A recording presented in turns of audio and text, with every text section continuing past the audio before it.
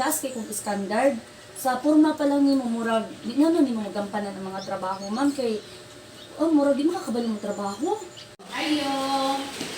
Uy, unsay ato ma'am? Ma'am, manita pa mo tuan katarong ma'am. Ay, ma'am, apply ka?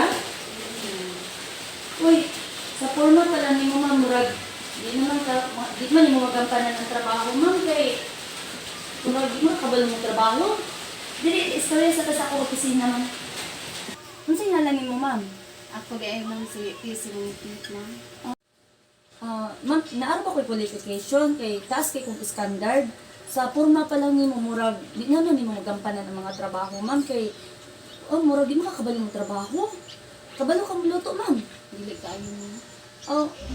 Kabalo ka mo laba. Kung dili sa bunan ma'am, kabalo. Uy, maupo na noong sa gudi ay. Nya, kabalo ka mo bata.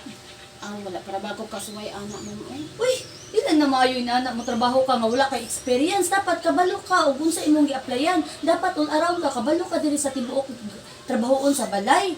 Kung inana manggaling, dapat mo apply ka ready ka. Unsa din na imong gidala biodata? Kuan mo gud ni ma'am, release paper na ko ni ma'am. Ha, release paper? Naki-criminal record? Katong Ano na preso man ka? di katong gi-applyan ako ba. Ha? Wala mo ko ilawat na sugi na ko si. Ha? Mo?